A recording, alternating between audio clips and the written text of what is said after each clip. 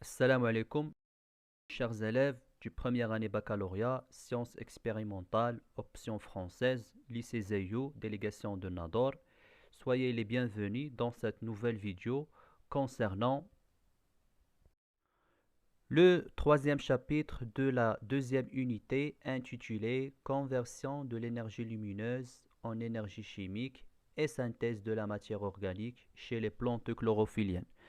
Donc, on a déjà traité les deux premiers chapitres de la deuxième unité. Le premier concernant les mécanismes d'absorption de l'eau et des sels minéraux chez les plantes chlorophylliennes et le deuxième concernant les échanges gazeux et la production de la matière organique aussi chez les plantes chlorophylliennes. Maintenant, on passe au troisième chapitre et c'est le dernier concernant la deuxième unité dans lequel on va essayer de savoir comment les plantes chlorophylliennes arrive à convertir l'énergie lumineuse, c'est-à-dire l'énergie solaire, en énergie chimique sous format d'ATP et aussi comment les plantes arrivent à synthétiser leur matière organique ou leur propre matière organique par le phénomène de la photosynthèse.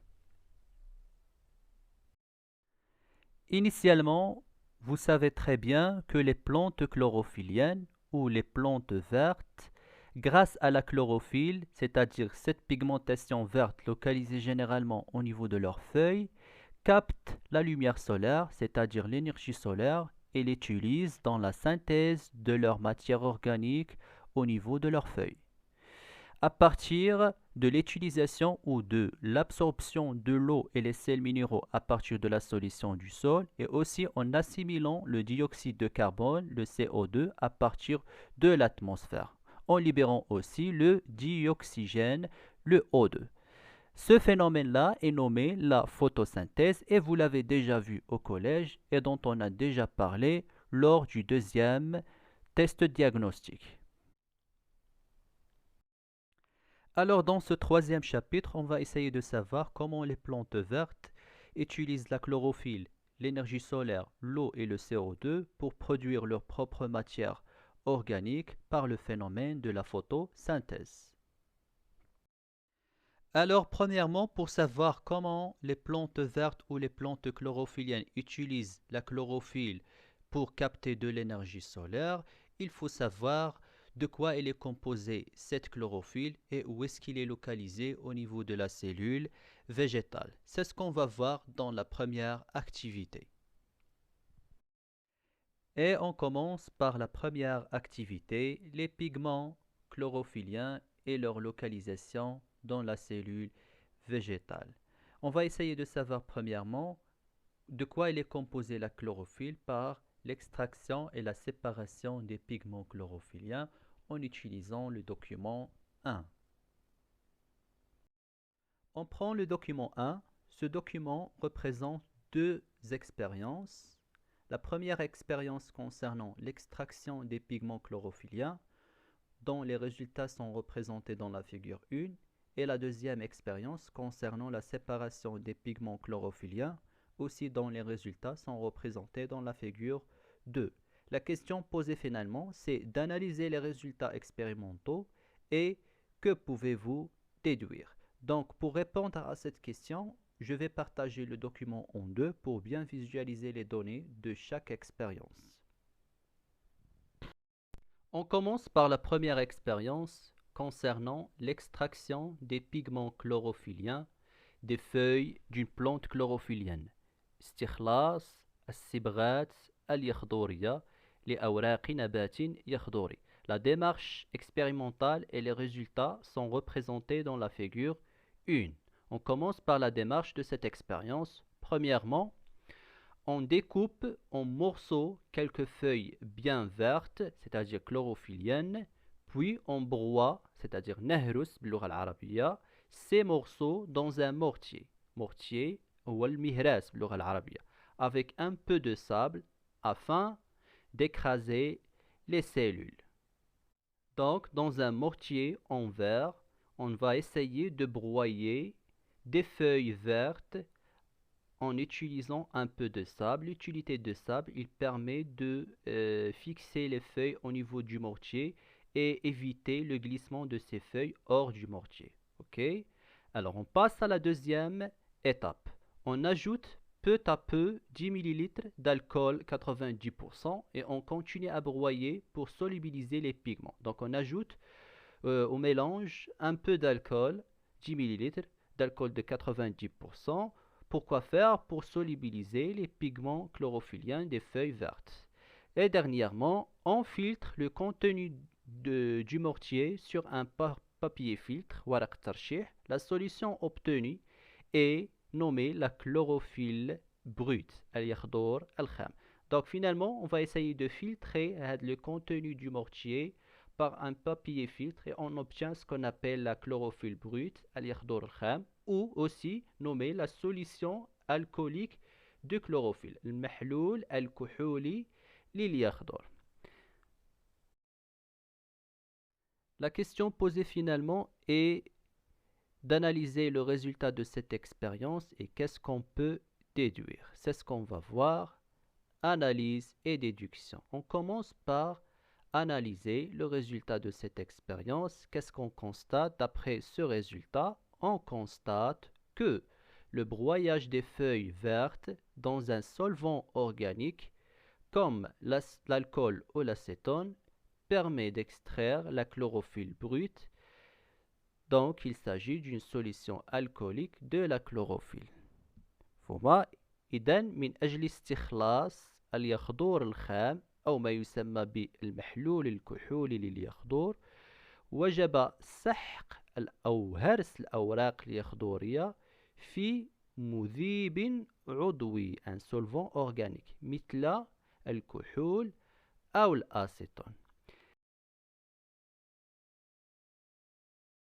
Et donc, qu'est-ce qu'on peut déduire à partir de cette analyse? Alors, puisque l'extraction de la chlorophylle brute à partir des feuilles vertes nécessite l'utilisation d'un solvant organique tel que l'alcool ou l'acéton, on peut déduire finalement que la chlorophylle elle a une solubilité forte dans ces solvants organiques tels que l'alcool et l'acétone. إذا بما أنه اليخضور الخام له أو لا استخلاصه من الأوراق اليخضورية يتم باستعمال مذيبات عضوية، هذا يمكننا من الاستنتاج أن هذا اليخضور له ذوبانية مهمة في هذه المذيبات العضوية كالأسيتون أو الألكول. إذا هذه هي الخاصية الأولى بالنسبة لليخضور، له ذوبانية مهمة في المواد أو المذيبات العضوية.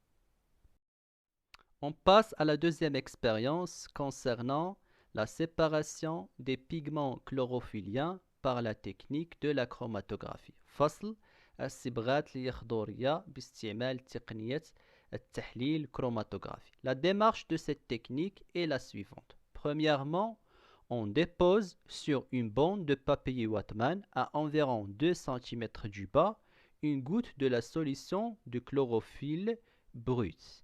Donc, on prend une bande de papier Whatman, شريط من ورق واتمان. ورق واتمان يشبه شيئا ما للورق الترشيح ويستعمل في تقنيات التحليل الكروماتوغرافي. Et on dépose au niveau de ce papier dans sa partie basale يعني في مستواه السفلي على بعد 2 cm du bas une goutte de la chlorophylle brute. نضع قطرة من اليخضور الخام.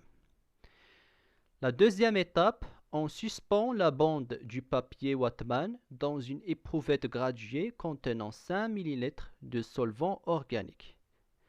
Ce solvant organique il est composé de 85% d'éther de pétrole, 10% d'acétone et 5% de benzène. Donc il s'agit d'un mélange des solvants organiques. Donc خليط من المذيبات العضوية. الخطوة الثانية هي نعلق هذا ورق أو شريط ورق واتمان في مخبار مدرج ومغلق ويحتوي على خليط من المذيبات العضوية 85% من إثر البترول 10% من الأسيتون و5% من البنزين. الخطوة الثالثة La troisième étape, on ferme l'éprouvette en évitant que la bande du papier Whatman touche les parois de l'éprouvette. Donc نغلق المخبار المدرج بطبيعة الحال مع مراعاة عدم ملامسة جوانب ورق واتمان لجوانب المدراج أو المخبار المدرج. Et on obtient finalement comme résultat de cette technique des taches de différentes couleurs sur le papier Whatman.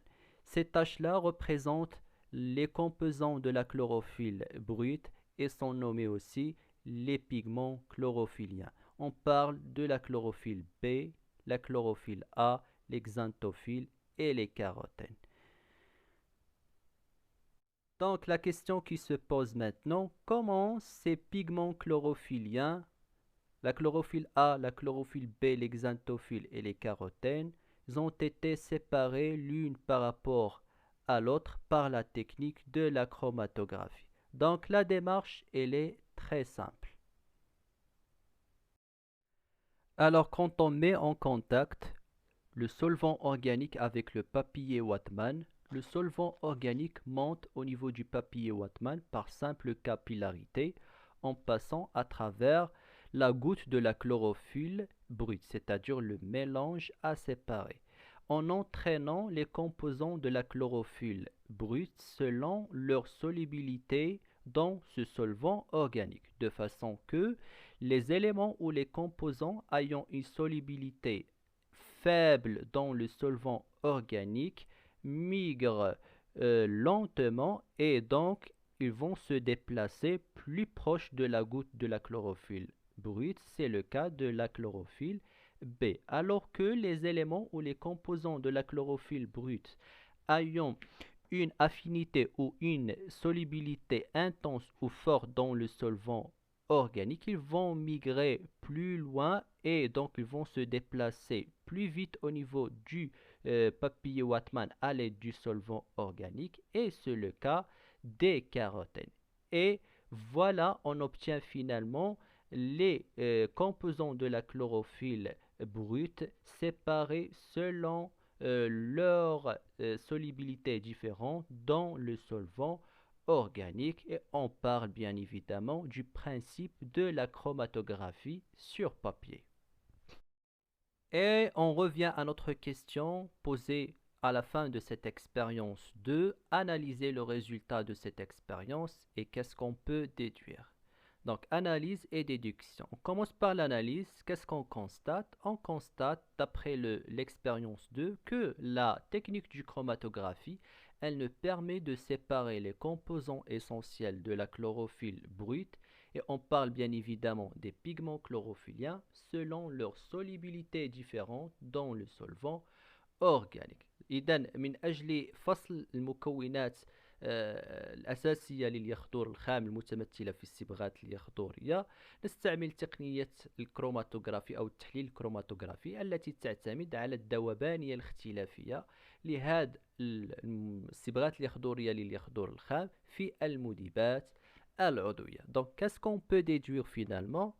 On déduit que la chlorophylle brute est composée principalement par 4 pigments chlorophylliens, et ce sont la chlorophylle B de couleur vert jaunâtre apparue dans le papier Whatman, la chlorophylle A de couleur vert bleu, les xanthophiles de coloration jaune et les carotènes de coloration orange.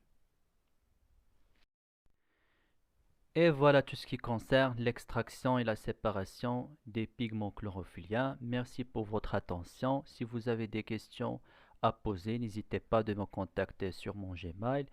Et à la prochaine pour une nouvelle vidéo. À très bientôt.